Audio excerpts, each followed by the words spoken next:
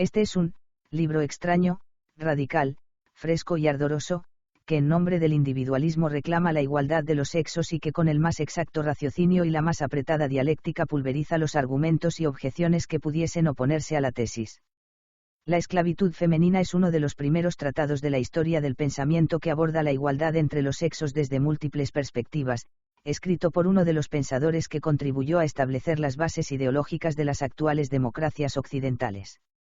Escrito en plena época del conservadurismo victoriano inglés, la obra muestra que la lucha por la igualdad de la mujer viene desde muy atrás. Sin embargo, hoy es un libro casi olvidado, a pesar de que este sea un tema de máxima actualidad y debate en la sociedad española, que merece ser difundido y, además, en la magnífica traducción y con el prólogo de Emilia Pardo Bazán, una de las primeras mujeres españolas que lucharon abiertamente por la igualdad entre los sexos en nuestro país. John Stuart Mill. La esclavitud femenina. Capítulo 1. Me propongo en este ensayo explanar lo más claramente posible las razones en que apoyo una opinión que he abrazado desde que formé mis primeras convicciones sobre cuestiones sociales y políticas y que, lejos de debilitarse y modificarse con la reflexión y la experiencia de la vida, se ha arraigado en mi ánimo con más fuerza. Creo que las relaciones sociales entre ambos sexos, aquellas que hacen depender a un sexo del otro, en nombre de la ley, son malas en sí mismas, y forman hoy uno de los principales obstáculos para el progreso de la humanidad. Entiendo que deben sustituirse por una igualdad perfecta, sin privilegio ni poder para un sexo ni incapacidad alguna para el otro.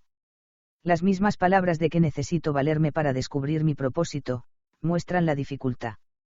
Pero sería grave equivocación suponer que la dificultad que he de vencer es debida a la inopia o a la confusión de las razones en que descansan mis creencias.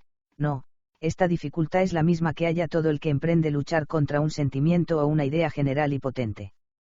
Cuanto más arraigada está en el sentimiento una opinión, más vano es que la opongamos argumentos decisivos, parece como que esos mismos argumentos la prestan fuerza en lugar de debilitarla. Si la opinión fuese únicamente fruto del raciocinio, una vez refutado los fundamentos del error quedarían quebrantados, pero si la opinión se basa esencialmente en el sentimiento, cuanto más maltratada sale de un debate, más se persuaden los que la siguen de que el sentimiento descansa en alguna razón superior que ha quedado por impugnar. Mientras el sentimiento subsiste, no le faltan argumentos para defenderse. Brecha que le abran, la cierra enseguida. Ahora bien, nuestros sentimientos relativos a la desigualdad de los dos sexos son, por infinitas causas, los más vivos, los más arraigados de cuantos forman una muralla protectora de las costumbres e instituciones del pasado. No hemos de extrañar, pues, que sean los más firmes de todos, y que hayan resistido mejor a la gran revolución intelectual y social de los tiempos modernos, ni tampoco hay que creer que las instituciones larguísimo tiempo respetadas, sean menos bárbaras que las ya destruidas. Siempre ha sido empresa difícil atacar una opinión aceptada casi universalmente, y a no tener gran suerte o talento excepcional no se logran ni aún hacerse oír. Cuesta más trabajo encontrar un tribunal que preste atención, que obtener, habiéndolo encontrado, favorable sentencia. Si se llega a conseguir un momento de atención, en compensación es preciso sujetarse a condiciones inauditas. Siempre la necesidad de la prueba incumbe al que afirma. Si un individuo se ve acusado de asesinato, al acusador corresponde probar la culpabilidad del acusado, no a éste demostrar su inocencia.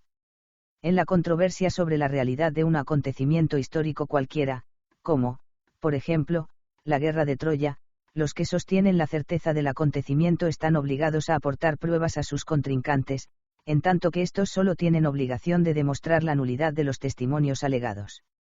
En cuestiones de administración, es principio admitido que la prueba deben presentarla los adversarios de la libertad, los partidarios de las medidas restrictivas o prohibitivas, ya se trate de restringir la libertad, ya de lesionar con incapacidad o con desigualdad de derechos a una persona o a una clase. A priori, la razón está a favor de la libertad y la igualdad, las únicas restricciones legítimas son las que el bien general reclama, la ley no debe hacer ninguna excepción, y a todo se da el mismo trato, siempre que razones de justicia o de política no exijan otra cosa. Pero ninguna de estas ventajas pueden aprovechar los que sostienen la opinión que yo aquí defiendo. En cuanto a mis contrincantes, los que afirman que el hombre tiene derecho a mandar y la mujer está naturalmente sometida al deber de obediencia, y el hombre posee, para ejercer el gobierno, cualidades de que carece la mujer, Perdería el tiempo si les dijera que están obligados a probar su aserto, so pena de verle desechado. De nada me serviría hacerles presente que al rehusar a las mujeres la libertad y derechos que son privilegio del hombre, haciéndose doblemente sospechosos de atentar a la libertad y declararse en favor de la desigualdad, a ellos en primer término toca aportar pruebas concluyentes de su opinión o confesar su error paladina y noblemente. Lo que en cualquier otra discusión sería ley, no lo es en esta. Si quiero sacar algo en limpio, no solo he de responder a cuánto puedan decir los que sostienen la opinión contraria, sino hasta imaginar cuánto pudiesen decirme y refutarlo, escudriñar las razones de mis adversarios y destruirlas, y por fin, aun cuando todos sus argumentos hubiesen sido refutados, tiempo perdido, se me obligaría a demostrar mi opinión con pruebas positivas, evidentes, y aunque hubiese cumplido esta tarea y ordenado en batalla frente a mis adversarios un ejército de argumentos decisivos, aunque hubiese echado por tierra hasta el último de los suyos, todavía creerían que no había hecho nada, porque una causa que se apoya de una parte en el abuso universal, y de otra en sentimientos de un poder extraordinario, tendrá en su favor presunciones muy superiores al género de convencimiento que puede infundir en las inteligencias, a excepción de las más altas, un llamamiento a la razón. Si hago presentes estas dificultades, no es por quejarme de ellas, que de nada serviría. Ya sabemos que con ella se ha de luchar a brazo partido y cuerpo a cuerpo. Todos estos obstáculos cierran el camino a cuantos hombres de buena voluntad atacar, por medio del raciocinio, sentimientos y costumbres. La inteligencia de la mayoría de los hombres necesita más cultivo, si hemos de pedirles que confiadamente se entreguen a su propia razón abandonando y desdeñando reglas, máximas o creencias nacidas con ellos, que tienen en la masa de la sangre, sobre las que descansa buena parte del orden actual del mundo, y que las desdeñen y abandonen ante la exigencia de un raciocinio a que no pueden, por la fuerza de la lógica, resistir. Yo no les reprocho el que no tengan bastante fe en el raciocinio, y en cambio tributen demasiada a la costumbre y la opinión general. Uno de los errores que caracterizan la reacción del siglo XIX contra el XVIII, es el de conceder a los elementos no racionales de la naturaleza humana la infalibilidad que en el XVIII se atribuía, según dicen, a los elementos sujetos al examen de la razón. En lugar de la apoteosis de la razón, en el siglo XIX hacemos la del instinto, y llamamos instinto a lo que no podemos establecer sobre base racional. ¿Te está gustando este episodio? Hazte fan desde el botón Apoyar del podcast de Nivos. Elige tu aportación y podrás escuchar este y el resto de sus episodios extra. Además, ayudarás a su productor a seguir creando contenido con la misma pasión y dedicación.